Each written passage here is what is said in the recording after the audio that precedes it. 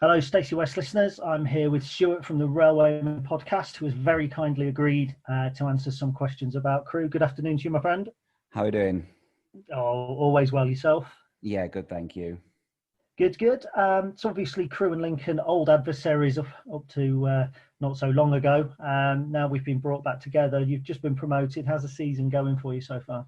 About what we expected, if we're honest. We knew we had a tough start. Obviously, you guys in the League Cup kicked off the season, lost that one, lost the first two league games, but they were against Charlton and Hull. We're promoted. They're both relegated.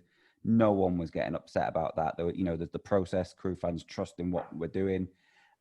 We got our first win against MK Dons, followed up with another good win against Wigan. So we've played all three relegated teams already. Last week, drew at home to Blackpool. Possibly a little bit surprised with that, but that might be the fact that, we're thinking, well, we belong here. So there was a tinge of disappointment, but I don't think that we should have been really, because they brought a good team and their manager is a coach from Crewe who was at the club for 30 years. He knows his inside out. He came with a good game plan. This week, we've had another tricky week. We've had away games at Sunderland and at Doncaster. We got 3 points out of that, which I think was 3 points more than most Crewe fans were predicting. Pretty disappointing 1-0 defeat at Sunderland. We didn't really turn up. We just let them do what they wanted. We didn't really create anything. It was lucky to be 1-0, to be honest. It was quite a dire Tuesday night game. But having said that, Saturday afternoon at Doncaster, we came away with a 2-1 win. I wouldn't really say that flattered us. There's a possibility, if I was a Doncaster fan, I might be disappointed to have lost it, but I can't say that they deserve to win, maybe draw. But yeah, I think it's going... Oh my God. I apologise for that. I might have to move rooms because someone in our flat next to us has just started drilling.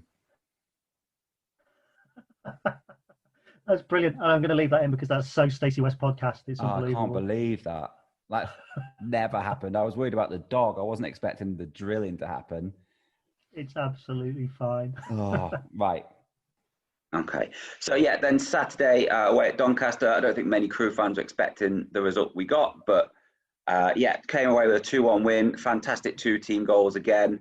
I'd say the season's going about as well as we thought. We've won some, we've lost some, we've drawn one. That's quite normal for Crewe. We don't tend to draw many games. We either win or we lose. So, I think it's going okay. Wonderful stuff. In terms of expected approach, then, how are you lining up and how are you approaching games? So nothing's really changed from when we spoke last time. Crewe will play 4-3-3. They'll play, two fullbacks who are two of the bright prospects in the team. We've got Omar Beckles at centre-back. We signed in the summer. He's proved quite a big hit. And Luke Offord, who started playing last season, the end of last season. He's another youth academy player, and he just fits in like he's been playing for 5-6 years. He will be the next start of the next batch coming through. So we've got sort of two batches of academy players at the moment. The ones who are pretty much ready to go, which James Jones was part of. And then we've got the next batch, which are just starting to come through now. Luke Offord is clearly the star player. He didn't play against you in the League Cup, but he will be playing on Tuesday. I can't see a reason why he won't be. He's not injured. So, he will be playing this time. 4-3-3, like I say, 3 centre mids, 2 wingers, and then probably Mika Mandron up front. Although at the end of the Doncaster game, he was absolutely running on empty. We have got Chris Porter back now from injury. I don't think he'll start, but there's a possibility he will be used at some point in the game. Smashing. Obviously, you've just mentioned Luke Offord there. Who are the other players that we should be looking out for? Obviously, there's Perry Eng, which my pronunciation NG firmly in the bin. NG. Who you we know just about, literally say the letters. NG. Who else should we be looking out for? So I think the big ones you'll hear about are Harry Pickering, left back, Charlie Kirk, left winger, and Perry NG. There's also 2 midfielders who I think should be mentioned as well, both coming back into the team for different reasons. Tommy Lowry, who's one of the other batch of these academy players with Kirk, NG, Pickering, But he was been injured. He started his first game since January on Saturday against Doncaster. And he's the person in midfield that gets things going. He gets the ball off the defence. He starts the attacks. He had a really, really good game on Saturday. I'd be very surprised if he doesn't play again on Tuesday. And then the other one who's been out of the team for very different reasons, he's just been out of favour, is Callum Ainley. Now, he's a superstar in the making, but for one reason or another, he hasn't been able to get into the first team. He's got all the skills, he's got all the touches, he's got the vision.